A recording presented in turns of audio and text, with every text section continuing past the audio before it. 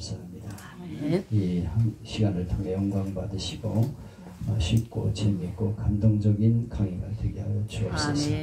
이 공부가 하나의 공부로 끝나는 것이 아니고 우리의 삶이 되게 하시고 우리의 현장에서 복음을 증거하는 데 도움되는 시간이 되게 하여 주옵소서. 감사드리며 예수님의 이름으로 기도합니다. 아멘. 아멘. 아멘. 예, 오늘 또 우리 김윤희 목사님이 아주 공개적으로 선포를 했습니다. 하예성교회. 이름은 괜찮은 것 같아요. 진짜요? 이름은 하예성교회. 119 싱싱. 싱싱이 뭐예요? 노래. 노래? 행복한 노래. 아, 노래가 싱싱이야? 처음 들어보네. 또 119호라니까 또 네, 거기에 맞춰가지고 이렇게 또 앞에다 붙였습니다. 조이 싱싱. 아주 즐겁게 노래하며 살자. 타이 틀은 괜찮네요. 하나님께서 그 자리에 은혜를 주실 줄 믿습니다. 아멘. 근데 설교하면서 웃지 말아요. 자꾸 웃으면요, 그 말씀이 진지함이 사라지게 돼요. 절대 웃지 마세요. 꼭 필요할 적에는 웃을 수 있지만 웃으면 내가 지금 말한 것들이 좀 진지함이 없어지니까 그런 걸 좀 피했으면 좋겠어요. 예, 설교의 분류에 대해서 지난 시간에 공부를 했었는데요. 이렇게 쭉 설교하게 돼서 앞에 부분들을 이야기하다 보니까 설교의 분류 제목에 대해서만 한번 좀 다루고는 끝났습니다. 오늘 또 이어서 설교의 분류를 공부하게 될 텐데요. 곽선희 목사님은 상당히 이거를 많이 분류를 해놓았어요. 근데 다른 설교학을 강의하는 이들은 이렇게 자세하게 뭐 여러 가지로 분류를 안 했어요. 김영영 교수나 이런 분들 보면 단순하게 그냥 설교학을 설명을 했는데 이분은 상당히 여러 가지로 분류를 해놓은 것을 보게 됩니다. 지난번에는 본문 설교가 무엇이냐, 본문 자체를 가지고 쭉 이제 설교를 해나가는 것을 본문 설교라고 하죠. 오늘 우리 김연희 목사님은 믿음, 소망, 사랑 그러면서 소망에 대해서 이제 40편, 42편을 읽었는데 오늘은 성경 본문이 시편 42편이었죠? 아니요, 부활에. 네? 부활장. 고린도전서 15장에 이상하게 했어요. 그러면 고린도전서 15장을 가지고 얘기를 했어야지. 오늘 시편 42편이 주제처럼 되었거든요. 이렇게 본문을 읽어놓고 또 다른 쪽으로 가고 이렇게 하지 마시고 한 가지만 가지고 얘기를 하세요. 고린도 15장, 우리는 부활에 대한 소망을 가지고 있기 때문에 세상 사람들처럼 그렇게 살 수가 없는 것이다. 예수를 믿는 사람이 부활에 대한 소망이 없으면 믿지 않는 사람보다 더 불쌍한 자니라. 부활, 이것이 우리 기독교의 가장 중요한 본질이다. 그러므로 세상 사람들처럼 이렇게 사는 것이 아니고 부활의 소망을 가지고 열심히 주를 위해 일하며 살자. 이렇게 메시지가 나가줘야 됩니다. 이거 읽고 또 다른 성경 가득 끌어붙이지 마세요. 그렇게 하면 혼란해져요. 절대로 그렇게 하면 안 됩니다. 설교는 고린도서 15장 그러면 거기에서 맥을 찾아가지고 그 본문에서 무엇을 말씀하는가를 가지고 설교하셔야 돼요. 고린도서 15장 얼마나 내용이 좋습니까? 나 그래서 이 부활적이기 때문에 이 본문을 택했나 보다 알겠는데 나중에 가서는 이제 소망으로 42편을 가지고 10편 40편을 가지고 끌어내시는데 내가 이제 개척을 시작했고 목회를 한다고 하니까 분명히 말씀을 드리는데요. 이 본문을 읽었으면 이 본문을 가지고 설교하셔야 돼요. 고린도서 15장 1절로 아까 8절까지 읽었죠. 여기 보면 형제들아 내가 너에게 전한 복음을 너에게 알게 하노니 사도 바울이 복음을 전했다는 거예요. 그 복음이 뭐냐 하면 예수님이 우리에게 주신 말씀이다. 예수님이 우리에게 주신 말씀 그것이 바로 복음이라는 거예요. 그걸 내가 너에게 전했다는 것이죠. 그래서 이 말씀을 헛되이 믿지 아니하면 너희가 그로 말미암아 구원을 받으리라. 예수님의 그 말씀을 헛되이 믿으면 안 돼요. 확실하게 믿어야 구원이죠. 그래서 믿음의 구원의 조건에 대해서 성경이 벌써 뭐라고 말하냐면 네가 만일 예수를 주로 시인하며 하나님께서 그를 죽은 자 가운데서 살리는 것을 마음에 믿으면 구원을 얻으리라. 이것이 예수님의 메시지의 핵심입니다. 예수님이 나의 죄를 위해서 십자가를 지시고 내 죄를 다 담당해 주셨다. 예수님이 나의 구원자시다. 이렇게 고백하고 둘째는 그 예수님을 하나님이 다시 살리셨다.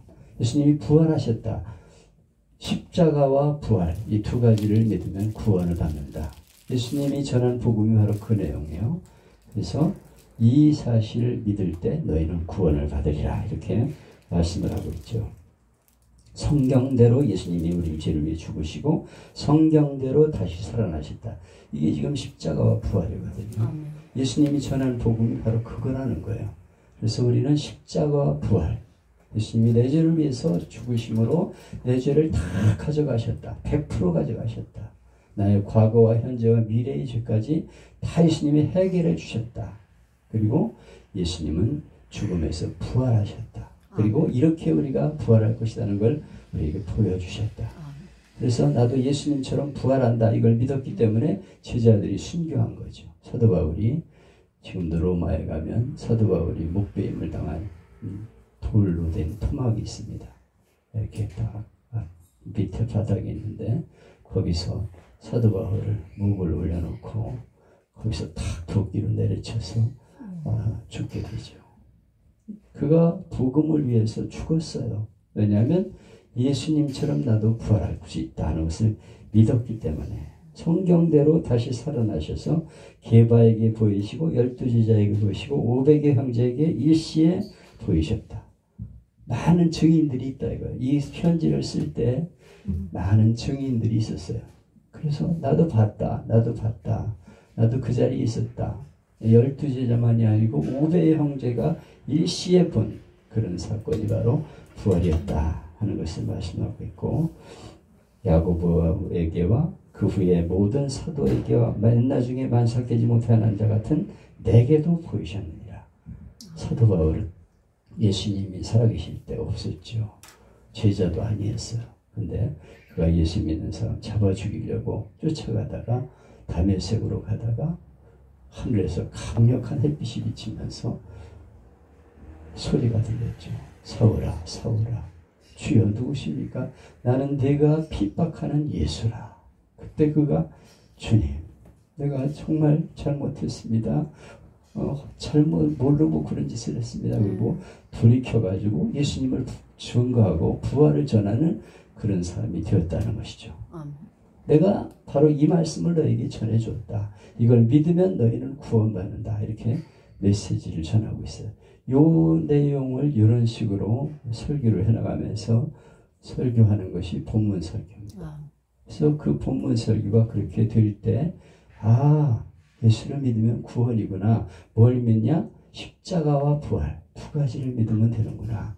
이렇게 확실하게 매듭을 쳐가지고 결론을 내면서 우리는 예수님을 믿는데 십자가와 부활을 믿어야 된다. 그리고 그 사실을 세상에 나가 전해야 되는 것이다. 이렇게 메시지를 전하고 우리가 다 같이 결단해서 이제 예수님을 전하자. 아는 친척이나 가족이나 이웃들에게 복음을 전해서 그들을 바로 주님 앞으로 인도하는 것이 우리 사명이다. 이렇게 딱 매듭을 짓는 그런 설교가 돼야 됩니다. 그래서 우리 김 목사님 이런 내용들을 이제 앞으로 설교하실 적에 잘 적용을 해서 하셔서 그 자리에 가족들만이 아닐 거 아니에요. 앞으로 이제 다른 분도 올 텐데 왔다 갔다 하면 안 되고 본문에서 무엇을 말씀하는가를 확실하게 집어줘야 됩니다. 그리고 결론은 말씀을 전해야 된다. 이 말씀을 전하지 않으면 누가 믿을 수 있겠냐? 전해야 된다. 전도로 꼭 마감을 하도록 그렇게 하시기를 바랍니다. 나는 뭐 이제 공개적으로 목사님한테도 얘기를 했다 그러니까 내가 오늘 얘기를 하는 겁니다. 이 얘기를. 이제는 뭐 공개적으로 다 얘기를 했다고 그러고 바로 그 앞에서 지금 교회를 열었기 때문에 교인들도 뭐 다 이제 알게 되기 때문에 이제는 뭐 숨길 게 없는 것 같아요. 그래서 이걸 잘 공부하셔서 말씀을 정확하게 바르게 전달할 수 있는 그런 목사님이 되기를 바랍니다. 내가 지금 얘기하는 게 무슨 뜻인지 아시겠어요? 네.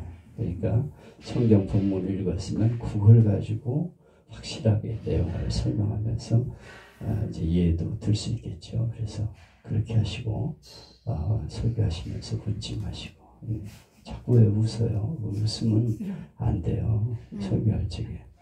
내가 유머스러운 얘기를 하고서 한번 웃을 수 있어요. 그렇지만 그런 진지한 얘기를 하면서 웃으면 안 됩니다. 그러면 설교 자체가 힘이 없어져요. 그래서 그거 꼭 명심하시기 바랍니다. 내가 이제 개척을 또 했다니까 얘기를 하는 겁니다. 제목 설교는 본문보다는 말하고자 하는 테마, 주제에 치중하는 그런 설교를 말하는 것이죠. 주제, 내가 사랑, 그러면 사랑에 대해서 설교를 하는 거, 이게 제목 설교입니다. 그리고 교리 설교는 어떻게 내가 믿느냐 하는 것을 전하는데 제가 말씀을 드렸습니다. 주일날 예배는 교리적인 설교를 쉽게 재미있게 전해서 우리가 무엇을 믿느냐 하는 걸 확실하게 알려줘야 돼요. 그래서 우리는 바로 예수님을 믿고 예수님을 따르는 것이다. 이렇게 교리적인 설교. 사도신경이 교리거든요. 교리적인 설교가 그 안에 들어가 있어야 됩니다. 그래서 날 예배는 가능하면 교리적인 설교를 쉽게 재미있게 전해서 무엇을 기독교가 믿고 있냐 하는 것을 확실하게 알려주는 그런 설교가 되었으면 좋겠습니다. 그리고 도덕적인 설교, 어떻게 살아야 하느냐. 우리가 믿으면 그대로 살아야 되죠. 삶을 얘기해야 돼요. 그러므로 우리는 이렇게 살아야 된다. 여기는 다 같이 들어가는 건데 도덕적인 설교는 그 윤리에 치중하는 설교를 말하는 것이죠. 그리고 역사적인 설교는 성경의 역사를 취급하고 인물을 취급하는 설교다. 경험적인 설교는 여러 가지 경험들을 얘기하면서 이제 말하는 그런 설교이고, 간증 설교는 여러 가지 간증들, 내가 체험한 거, 다른 사람이 체험한 거, 이런 것들을 이제 얘기하는 설교. 계절 설교는 절기 설교. 이번 내가 설교 연구 모임을 하는데 보니까 다음 주 5월 첫 주 설교, 부활절 지난 다음 설교가 이제 예수님이 십자가에서 부활하셨는데 제자들이 그것을 믿지 못했기 때문에 믿는 자가 되라, 이렇게 말씀한 내용이 이번 주 설교입니다. 제가 그걸 이제 설교하게 되겠고요. 부활주일 설교를 내가 쭉 해왔기 때문에 그 내용을 제가 다시 언급하면서 믿는 자가 되어야 한다. 부활하신 주님을 확실하게 믿는 자가 되어야 된다. 그것이 기독교의 핵심이다 하는 것을 전하면서 전부 일어나서 예수님 영접하는 기회를 가지려고 해요. 근데 5월 둘째 주일 설교를 보니까 그 본문이 요한복음 21장 네가 나를 사랑하느냐 내 양을 먹이라, 또 이렇게 돼 있어요.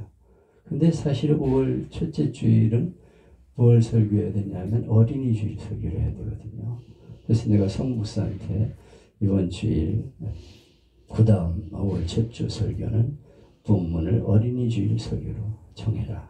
그래서 신명기 8장이나 그래서 쉐마, 바로 이 예수님의 사랑을, 하나님의 은혜를 사람들에게 전하는, 어린이들에게 일찍 말씀을 가르쳐야 된다. 우리 그 내용을 가지고 설교할 수 있도록 본문을 정해라, 그렇게 얘기했습니다. 둘째 주는 또 다른 엉뚱한 걸 갖다가 적어놨길래 둘째 주는 어버이주일 설교를 잡아라, 본문을. 그래서 내가 몇 개를 제시를 해줬어요. 그래서 프로핏자의 본문을 바꾸기로 그렇게 제가 얘기를 했습니다. 이런 절기설교는 계절마다 필요한 거예요. 근데 이걸 지금 책을 펴내는 예배와 강단 쪽에서는 생각을 안 하고 그냥 외국에서 끌어온 걸 가지고 본문으로 정해서 이렇게 정해놨더라고요. 그래서 이런 것들은 우리가 수정해서 우리 형편에 맞게 이렇게 설교를 해줘야 합니다. 그래서 5월 첫 주는 어린이 주 설교, 어린이를 사랑하고 그들에게 말씀을 가르치는 것이 중요하다. 어려서 하나님 말씀을 가르쳐야 평생 늙어도 떠나지 않는다. 늙어가지고 예수 믿기는 어렵다. 이미 굳어진 상태에서 전도가 어려워요. 나이 40 넘어가면 자주 딱 머리가 굳어져가지고 잘 마음이 안 열리거든요. 정말 깨지고 부서지게 하나님이 하셔야 주님을 만나게 돼요. 근데 어린 시절에는 자연스럽게 예수님을 영접하기 때문에 어려서 신앙을 확실하게 심어줘야 돼요. 이거를 제대로 안 심어주고 지금은 공부하는 때니까 너 열심히 공부해. 나중에 믿으면 돼. 이랬다가 망치는 집안이 얼마나 많습니까? 안타까운 것은 목사님 집안의 자녀들도 신앙생활을 안 하고 있는 거죠. 그리고 장로님 집안 마찬가지고 아무리 조상 때 잘 믿으면 뭐합니까? 그 대회에서 끝나버리고 말아요. 교회를 안 나오는데 뭐. 그리고 참 너무 안타까운 얘기가 많이 있는데 내가 그 얘기를 구체적으로 여러분에게 할 수가 없어요. 근데 참 안타까운 것은 믿음의 계대가 당대에서 끝나버리고 만다는 것이죠. 후대들이 신앙생활을 못해요. 어려서부터 똑바로 가르쳐야 돼요. 신앙생활 똑바로 해라. 교회를 안 나가려고 그러면 찬물을 머리에다가 자꾸 끼얹어가지고도 교회 붙잡고 나가야 됩니다. 그거 어렸을 적에 그냥 내버려두면 나중에 안 돼요. 안 잡힙니다. 나무는 어렸을 적에 바로 잡아야지 좀 커가지고 바로 잡으면 부러져 버리고 말아요. 굽은 나무는 휘어지지 않습니다. 이미 다 굳어지면 어려워져요. 어렸을 때 신앙을 심어주는 게 가장 중요한 거예요. 그래서 어린이 주의를 지켜야 돼요. 그리고 어버이 주의를 지켜야 됩니다. 그래서 우리 부모님의 은혜를 생각하고 부모님께 감사하고 효도하는 자녀가 되어야 한다. 부모님의 그 은혜를 기억하면서 성경에 부모님께 효도하면 네가 잘되고 땅에서 장수하리라 약속을 하셨기 때문에 이 말씀을 우리가 믿음으로 선포해야 돼요. 그리고 성도들이 부모님께 고마워하면서 은혜를 갚으려는 마음을 가지고 이렇게 만들어야 됩니다. 절기설교가 중요한 거예요. 그래서 절기설교를 꼭 할 수 있도록 하시면 좋겠고 신방설교는 한 100편이나 뭐 이렇게 준비해 두는 게 좋습니다. 이렇게 요새는 많아요. 그런 내용들이 신방설교에 대한 본문들이 많이 나와 있어요. 그래서 뭐 입시에 관한 거, 뭐 질병, 사업 이런 거에 대한 성경 구절들이 많이 있어요. 그 중에 중요한 거 내가 잘 할 수 있는 거 길지 않게 5분 정도 설교할 수 있는 거를 딱 택해가지고 쭉 갖다가 레퍼토리를 만들어 놓고 이제 그때그때 신방 나갈 때 거기에 맞춰가지고 설교를 할 수 있도록 그렇게 하셔야 됩니다. 그리고 부흥설교 1년에 2번은 부흥설교를 제가 하늘교회에서 꼭 했는데요. 내가 할 수 없는 거 가르칠 수 없는 것을 부흥사들이 와서 가르쳐요. 너무 중요하다고는 생각하는데 다만 꾼들을 데려오면 안 돼요. 그냥 자기 교회에서 사례비는 받고 우리 교회 와서는 그냥 간단하게 교회에서 준비한 것만 드리고 숙소도 너무 거창하게 1~2호텔 이런 거 하지 말아야 돼. 그냥 호텔도 나는 제대로 접어드리지 못했어요. 그리고 그냥 적당히 머물 수 있는 집을 마련해드렸어요. 너무 그렇게 하면 안 됩니다. 부흥사들이 너무 대우를 받다가 그만 타락하게 되는 거거든요. 그래서 부흥회는 심령을 일으킬 수 있는 그런 기회, 내가 전하지 못하는 거, 예를 들면 은사활동을 잘하는 분이 있어요. 그런 분들 초청. 다만 목회를 잘하는 분들을 초청해야 돼요. 아무나 갖다가 세우면 안 됩니다. 부흥설교, 그리고 목회설교. 목회를 위해서 해야 하는 설교가 있어요. 내가 중요하게 생각하는 목회가 있어요. 그 방향에 따른 자기 나름의 설교를 하는 것입니다. 내가 어떤 점에 주안점을 두고 있는가, 그런 데 대한 설교가 이제 나갈 수 있는 것이죠. 전도 설교, 불신자를 대상으로 하는 것인데, 이거는 너무 중요한 거기 때문에 나는 1년에 2번은 꼭 전도 회의를 가지라. 그래서 3개월을 전도를 쭉 하게 만드는 겁니다. 그래서 첫 번에 7명 작정하게 하고, 기도하면서 그 다음 주에 3명 작정하게 하고, 계속 찾아가게 하고, 전화하게 하고, 선물 주고, 식사 대접하고 이러면서 3개월 동안 저축을 해가지고 교회로 인도하는 설교, 전도해야 됩니다. 그리고 전도 설교가 설교의 마지막 포인트가 되어야 돼요. 그러므로 우리는 이 말씀을 전해줘야 한다. 이렇게 꼭 마감을 할 수 있기를 바라요. 그래서 지난번에 제가 강조한 내용인데 또다시 여러분에게 말씀을 드립니다. 설교의 제목을 잘 잡아야 돼요. 제목은 설교하는 내용이 그 안에 포함되어 있는 제목이 되어야 됩니다. 성경을 읽어놓고 엉뚱한 제목을 잡으면 안 돼요. 오늘 내가 설교하려는 내용이 뭐예요? 그걸 전하는 것이죠. 예를 들면 믿는 자가 되라. 그러면 불신앙하는 세대, 요즘 하나님 믿지 않고 서로 불신하고 있잖아요. 내가 이번 주에 이제 설교할 내용도 그 내용인데, 믿지 못하는 세대, 그것 때문에 얼마나 불행한 세대가 오느냐. 그런데 성경은 우리에게 믿는 자가 되라고 말씀하신다. 그리고 예수님의 제자들의 사건을 말하면서 우리는 확실하게 하나님 말씀을 믿고 이 말씀을 세상에 나가 전해야 된다. 이렇게 이제 해야 되는 것이.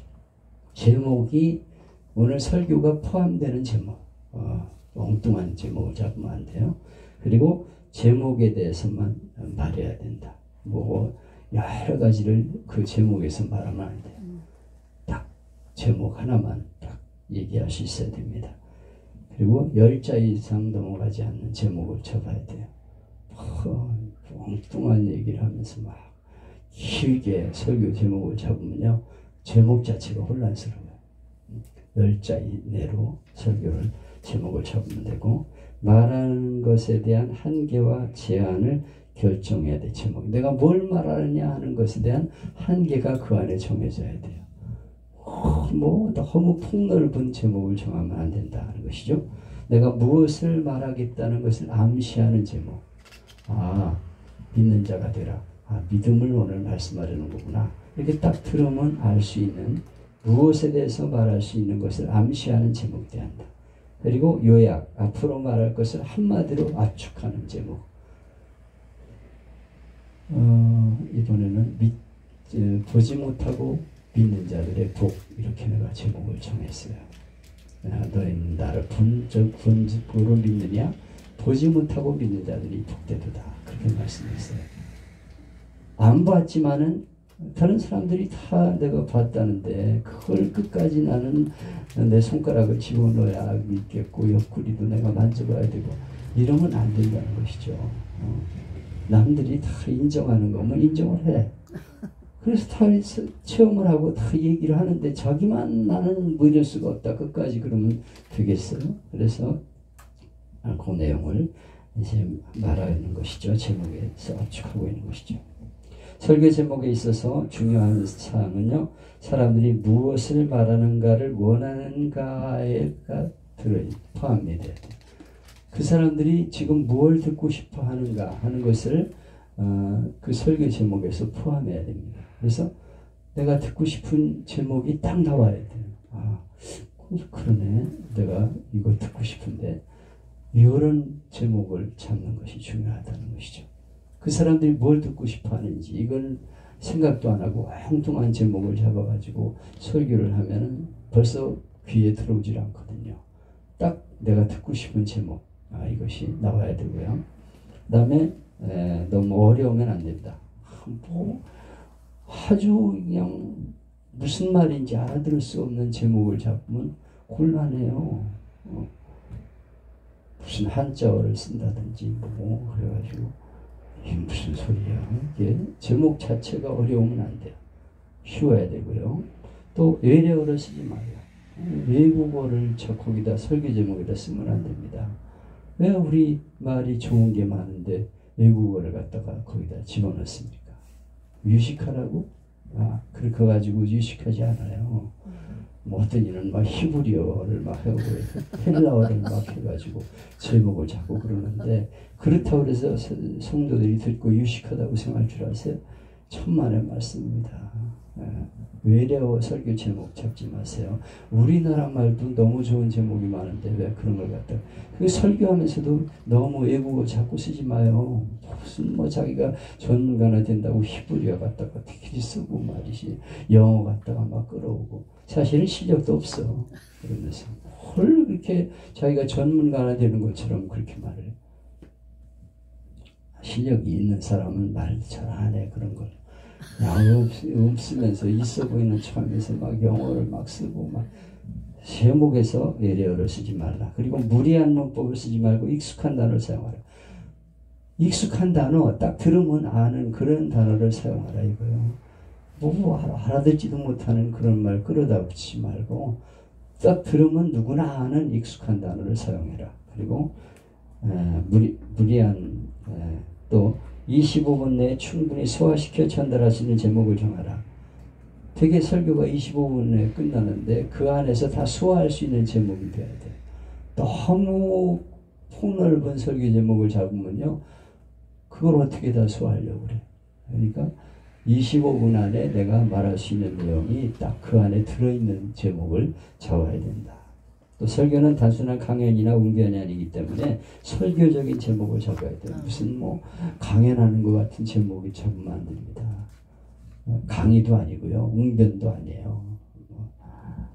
그냥 설교 제목이 나와야 되지, 뭐 웅변 제목을 잡거나 그러면 곤란하죠. 우리 세사모가 옛날에 웅변했던 제목이 뭐였어?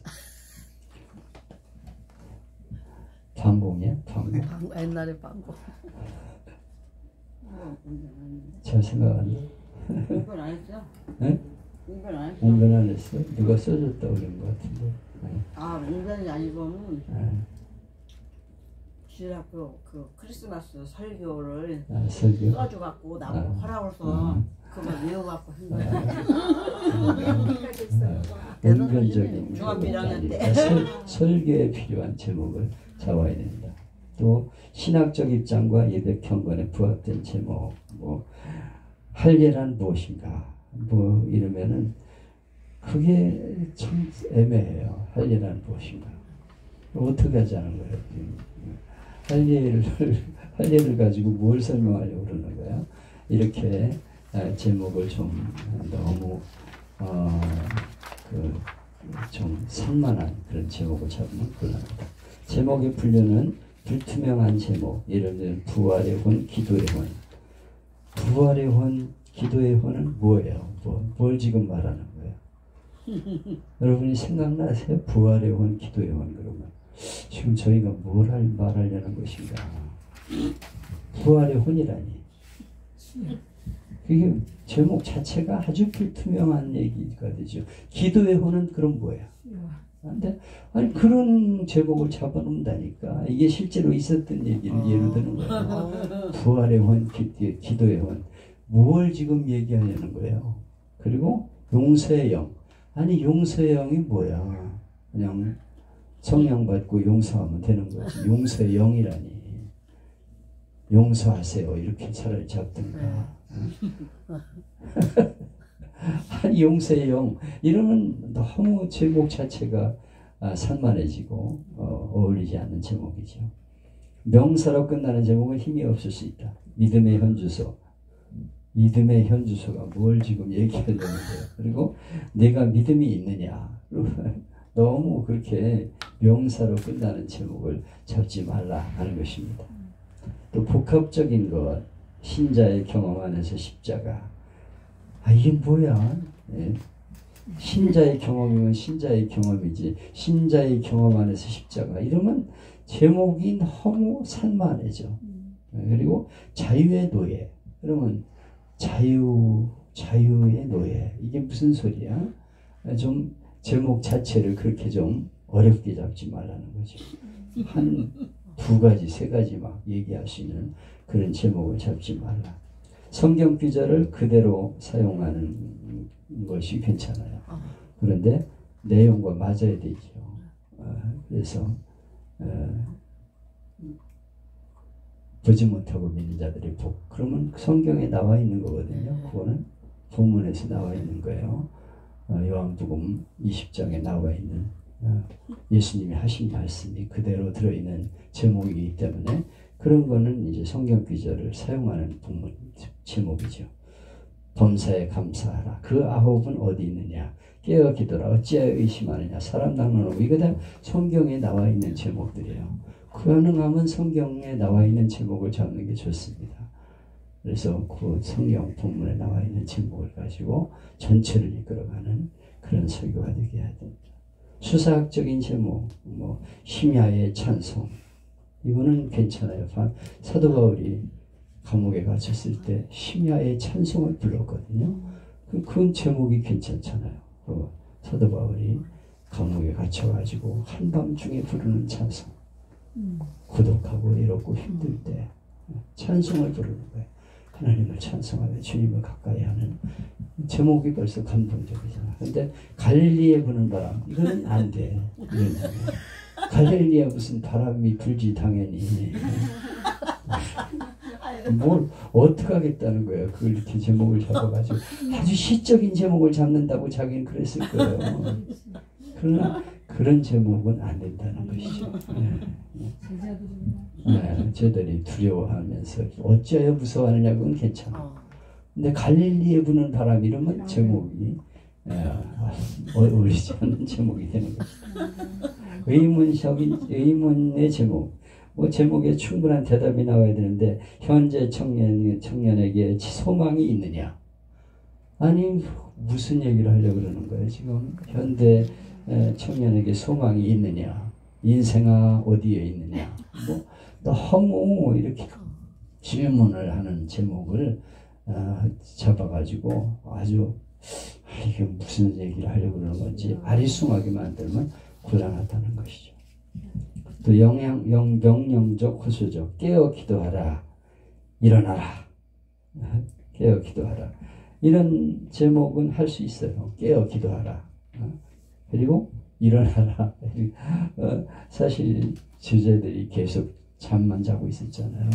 지금 잘 때가 아닌데 깨어서 일어나 기도해야 된다. 주님이 안타깝게 말씀하셨죠. 그래서 설교학적인 제목, 내가 지금 설교하는 것에 대해서 제목을 잡아라. 본문 해석에서의 서론, 본문을 해석을 잘해야 돼요. 성경 본문을 택하면은 그 본문을 여러 번 읽어보고 이게 무엇을 말씀하는가를 확실하게 잡아내야 됩니다. 본문을 해석을 할 적에 그걸 이제 우리와 연결시켜가지고 이제 본문을 해석을 해야 됩니다. 하나님이 그때 당시에 말씀하신 것을 오늘 우리와 연결되는 해석이 돼야 돼요. 그래서 그 말씀이 우리와 어떻다는 거야. 오늘 내가 그 말씀을 가지고 어떻게 살아야 되는지를 말해야 되기 때문에 서론을 할 적에는 우리와 연결되는 그런 해석을 해야 된다. 오늘 현실적인 것으로 의문을 해결해주는, 의미를 전해주는 설교자는 전문가가 되어야 된다는 것이죠. 해석이 오늘 이 현장에서 어떻게 적용돼야 되느냐 하는 것을 말할 수 있어야 돼요. 그런데 다른 얘기를 하면 안 됩니다. 그래서 얼마나 우리 현실 속에 소화할 수 있느냐 하는 걸 가지고 근본적으로 연구를 해야 됩니다. 그 본문에서 무엇을 말씀하고 있는데 우리가 지금 현실 속에서 어떻게 살아야 될 것이냐 하는 것을 잘 해석을 하면서 설교를 해나가야 돼요. 해석의 필요는 본문의 해석을 필요하죠. 본문을 읽고 2,000~3,000 년 전의 얘기이기 때문에 오늘 나와 연관이 있는 그런 해석이 돼야 된다는 것이죠. 옛날 얘기하면 뭐 하겠다는 거예요. 옛날에 지금 호랑이 담배 피우던 시절 얘기하는 거예요. 그 얘기를 하면은 그 얘기가 오늘 본문에서 어떻게 적용돼야 될까를 잘 해석을 해가지고 설교를 전개해 나가야 된다 하는 것이고요. 해석의 원칙은 신앙과 성경으로, 신앙으로 그 말씀을 보면서 해석을 해나가야 됩니다. 성경을 어느 각도에서 보느냐가 중요하죠. 성경은 바로 내게 주시는 하나님의 말씀이다. 이런 믿음을 가지고 성경을 읽고 해석해야 됩니다. 성경을 읽을 적에는 경건한 마음으로 성경을 말씀을 잘 묵상하면서 하나님 제게 말씀을 주세요.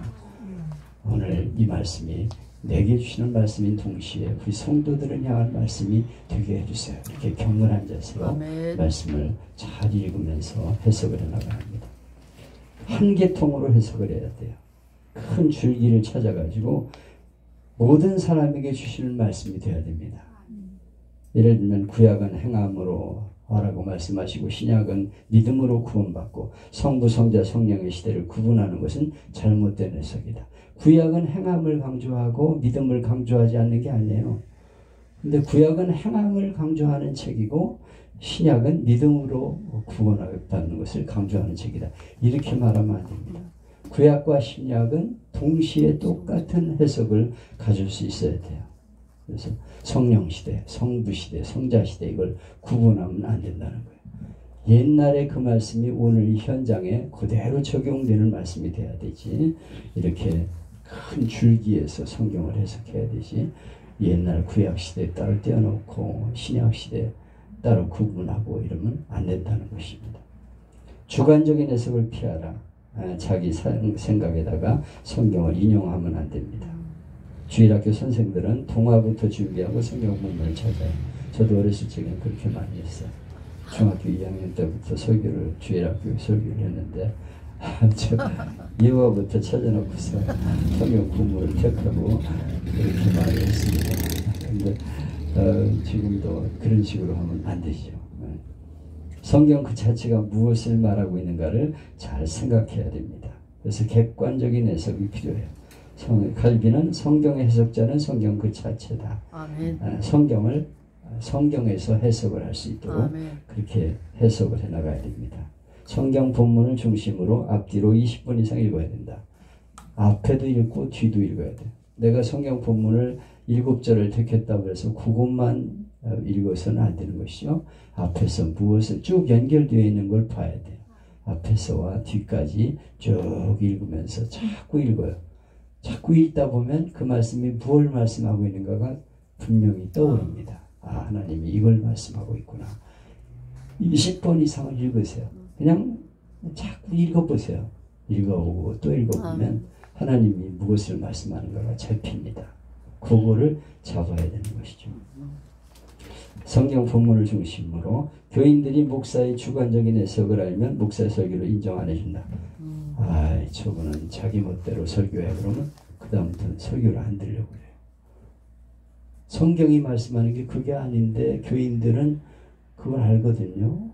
그래가지고 예를 들면 예수님께서 축사하시고 떡을 떼어주셨다 하는데 예수님이 떡을 제가 귀신을 내쫓고 잡수셨다.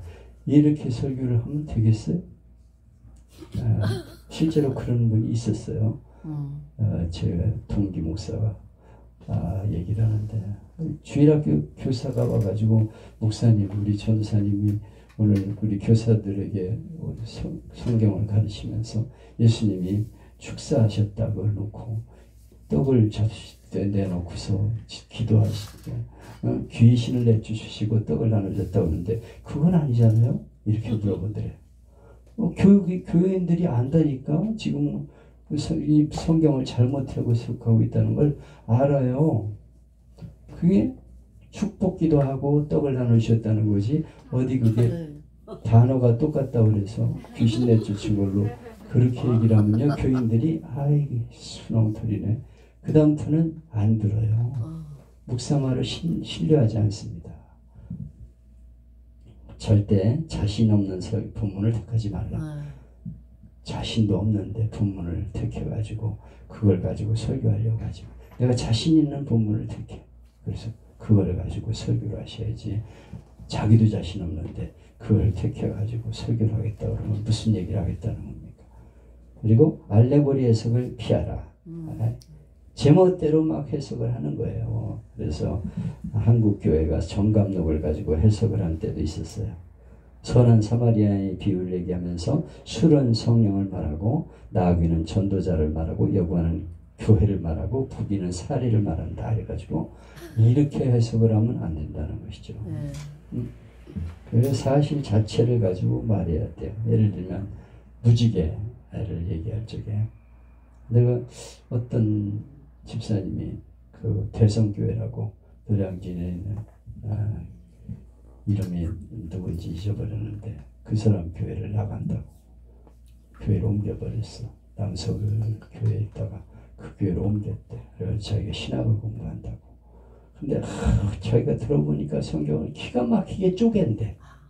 기가 막히게 쪼갠대. 그러면서 무지개를 얘기하면서 빨간 것은 예수님의 십자가를 가리키고 뭐 그렇게 해석을 하는데 그런 해석은 들어본 적이 없대. 들어본 적이 없는 설교를 하면 안 돼요. 어디 무지개 빨간색이 예수님의 부활을 핍니까? 그리고 제멋대로 갖다가 성경을 해석하면 곤란하지요. 근데 그런 설교를 하는 이들이 많아요. 알레고리. 제멋대로 해석을 해요.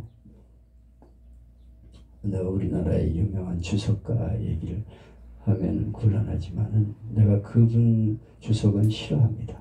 왜냐하면 자기 주관적인 해석이에요. 자기가 은혜 받고 기도해가지고 은혜 받은 걸 가지고 성경을 풀이를 했어. 내가 볼 적에는 엉터리예요. 그런 해석이 아닌데 자기 멋대로 갖다 해석을 했어요. 그러니까 이상근 주석 같은 거는 안 그렇습니다. 누구는 이렇게 해석을 했고 누구는 이렇게 해석을 했는데 내 생각에는 이것이 옳은 것 같다. 이렇게 여러 가지 해석 주석들을 이렇게 덧붙여 가지고 자기 의견을 거기다 써요.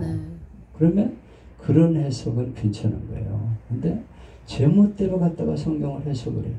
이렇게 그런 주석은 볼 생각도 하지 마요. 내가 좀 세계적인 주석도 있고요. 우리나라에서 만든 주석도 있는데 그런 주석, 자기 멋대로 성경을 해석하는 주석 이런 것들은 안 보는 게 좋습니다. 알레고리라고 그러는 거예요. 제멋대로 갖다 붙이는 주석, 해석. 이얼령, 비얼령이라고 귀에 걸면 귀걸이고 코에 걸면 코걸이 이런 설교를 하면요.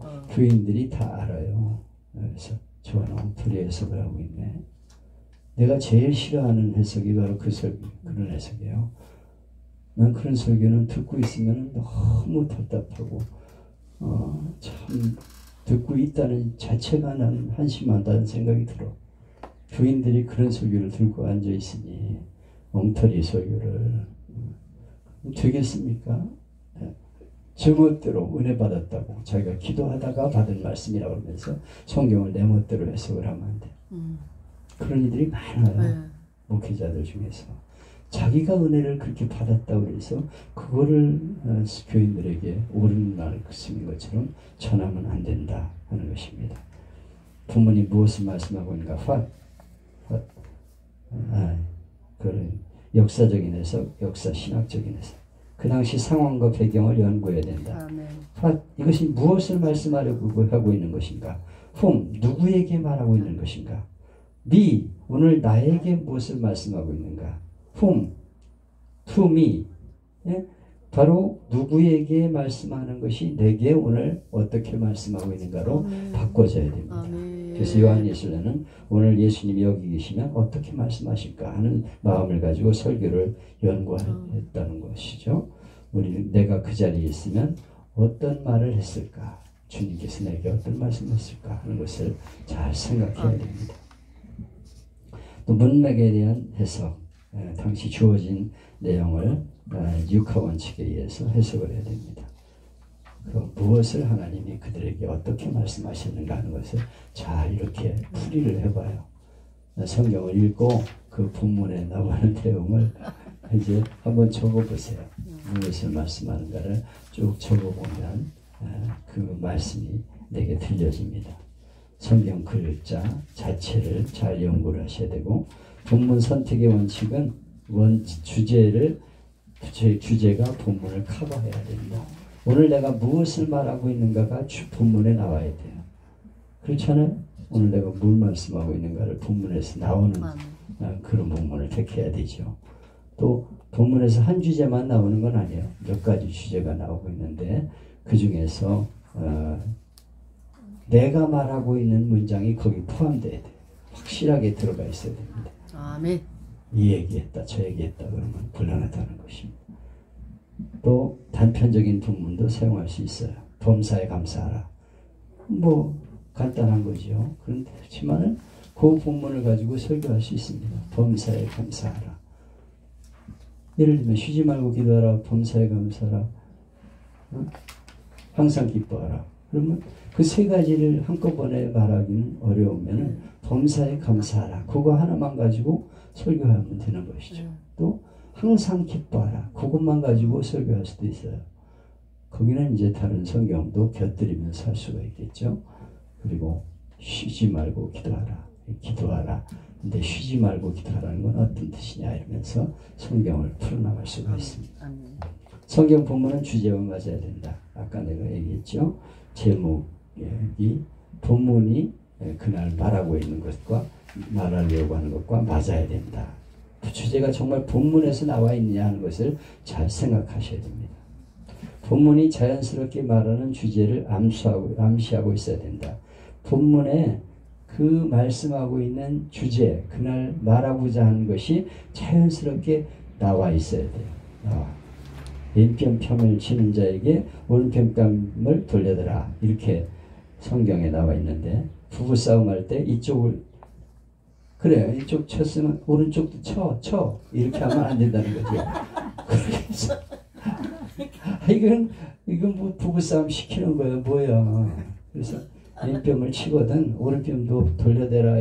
쳐봐 이렇게 얘기하면 안 되는 거예요. 설교를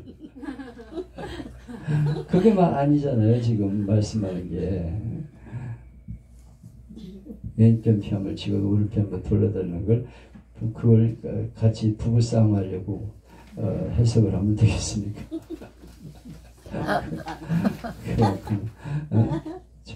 상대방이 얘기하는 것을 잘 받아들여서 이렇게 살아가라는 뜻인데 그걸 갖다가 그냥 부부싸움하게 설교를 하면 안 되잖아요. 마음은 원이다 육신이 약하고도다. 이건 예수님이 베드로를 동정해서 하는 말인데 이걸 가지고 설교에 이용하면 안 돼요. 마음은 원이다 육신이 약하다. 우리는 다 약한 존재입니다. 그러므로 뭐 좀 잘못해도 주님은 다 아십니다. 이렇게 설교하면 안 되잖아요. 예수님만 할 수 있는 말씀이에요. 그거는 우리는 어디까지나 하나님 말씀대로 살려는 노력이 있어야 되지.